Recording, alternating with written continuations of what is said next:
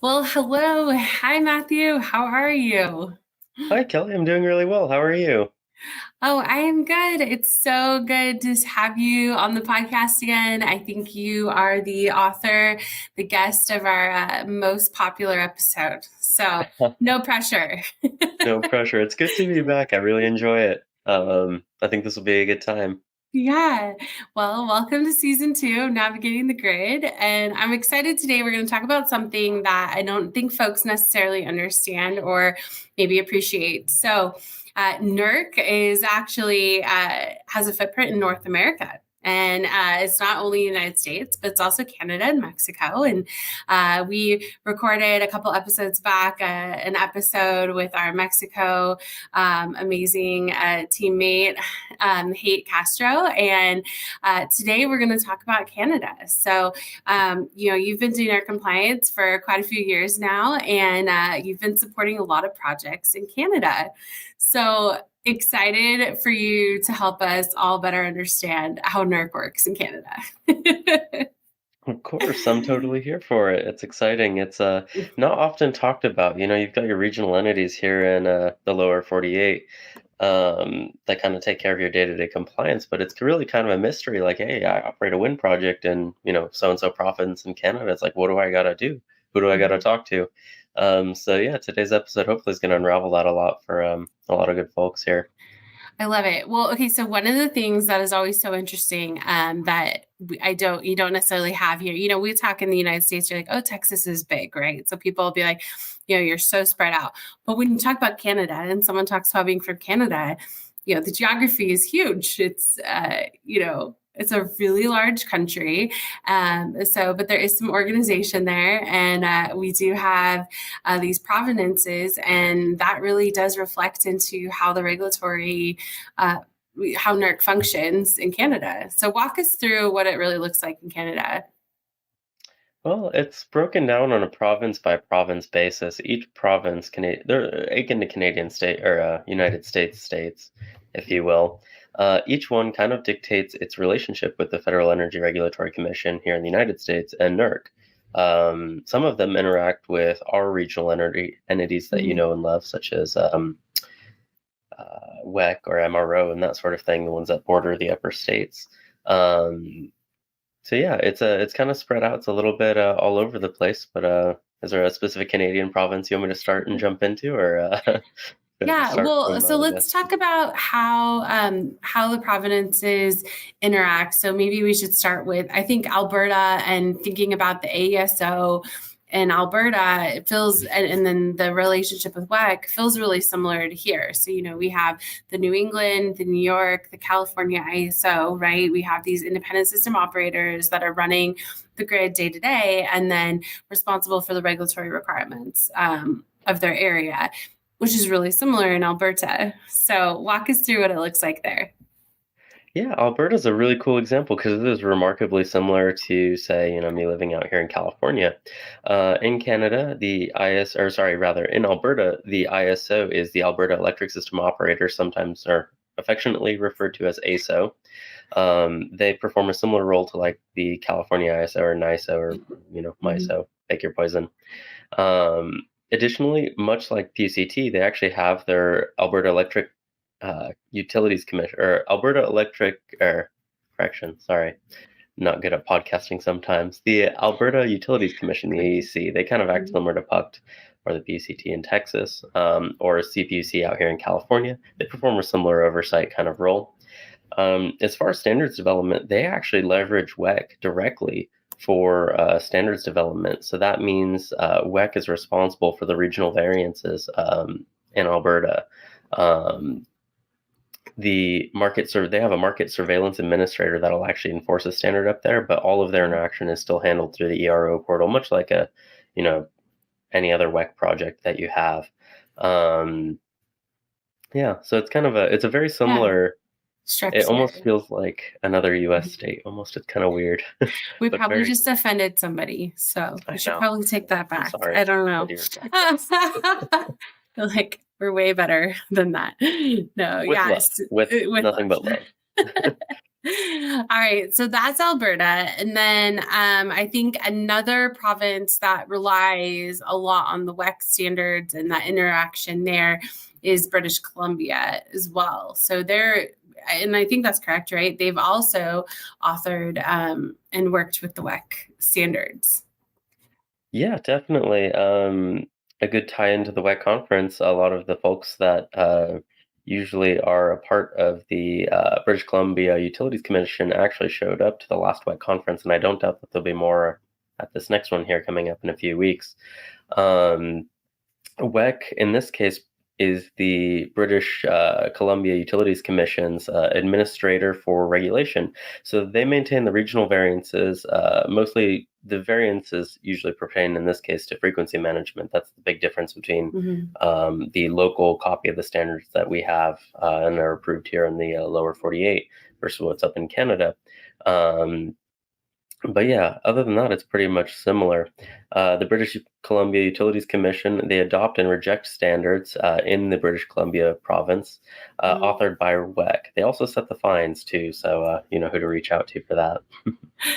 Yeah, that's so interesting. That's a great point because that is a different structure there. They don't have the same fine table, and they also don't have the same um, compliance monitoring frequency as well. So I think we actually see a higher volume in both ASO and British Columbia.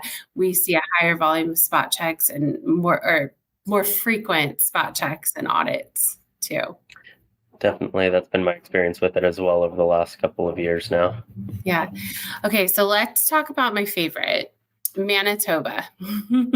Not only is it a fun word to say, but it's a pretty cool spot that a lot of people don't necessarily appreciate in Canada. So let's talk about Manitoba. What do we got going on there? Just a beautiful province. I've looked it up. Yes. I've always wanted to visit someday. Hopefully, I will. Essentially, the Manitoba Hydro Act was passed some amount of years ago to adopt the MRO variances of the standard of the NERC standards. So MRO itself has their own little regional changes that they have. The Manitoba Hydro Act basically brought those up to the province of Manitoba. They have a Public Utilities Board, commonly abbreviated PUB. They review those standards, they determine the violations, and they establish penalties for those, should they come up. They also have the Canada Energy Regulator, the CER, which regulates the power transfer onto the bulk power system between the Manitoba and the United States. So they do have an interconnection.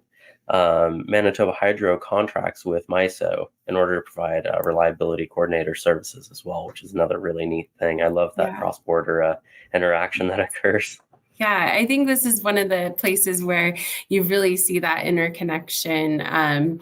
It's really cool here. I don't think folks necessarily appreciate that, they are actually on a day-to-day basis supporting grid and grid reliability for us here in the United States. So a very connected neighbor there in Manitoba.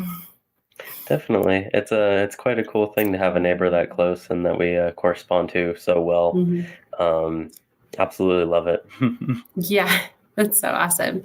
Well, okay, so next, as we're kind of moving across Canada here, we've got New Brunswick.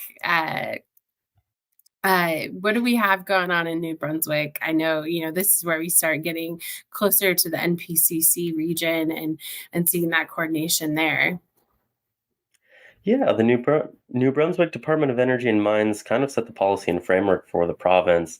The New Brunswick Energy and Utility Board kind of adopts and enforces those standards per the Electricity Act. They're also responsible for conducting investigations. They work closely with NPCC, like you mentioned, Kelly, for violation prevention and outreach. They'll actually reach out to you if they have any concerns and spot checks, that sort of thing.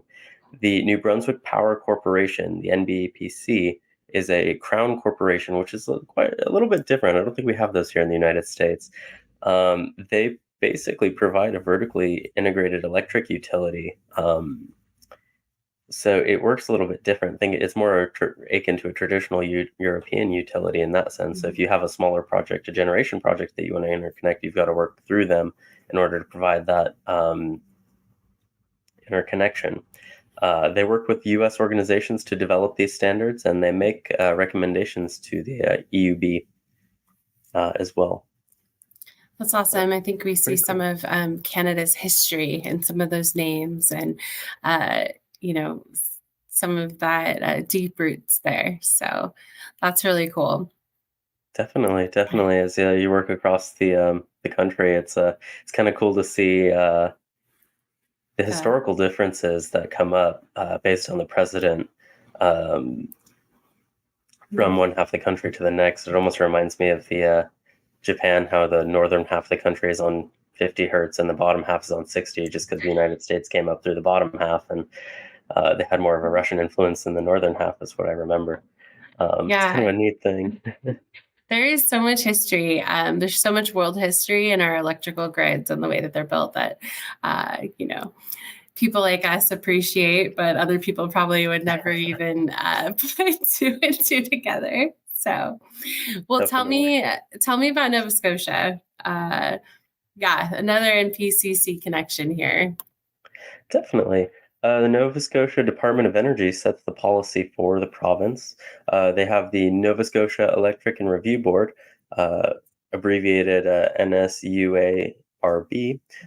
They exercise supervision of all electric utilities within the province. They set the rates, tolls, and charges for that province. They also approve and are the regulator who has the final say on projects in excess of 250K US dollars. So if you're building anything pretty much in Nova Scotia, you've got to pass through them. They can stay standards.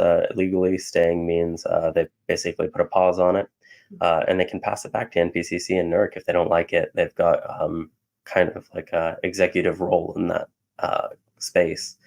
Um, they deal with Nova Scotia Power. They serve roughly 95% of the province, owning, operating, maintaining transmission and distribution. So that's pretty cool. That's quite the Mhm. achievement. They're responsible for reviewing and implementing these NERC standards. And lastly, one of the larger players in this sphere would be the Nova Scotia Power System Operator. In my mind, this is very similar to the ISOs that we have here in the lower 48. They manage the wholesale electric market and operation of the power grid in Nova Scotia. So that as we work our way to the east, Yeah. pretty cool, pretty cool. Yeah, it's really neat. I think Nova Scotia, the power system operator, they have one of the most sophisticated electrical markets in Canada, and I think they're one of the first places where we saw renewables actually bidding into the auxiliary and the Black Start resource in Canada. So, pretty awesome roots there for the renewable industry. Yeah. Definitely. I didn't know about the Black Star resource. That's pretty cool. Yeah. That's awesome.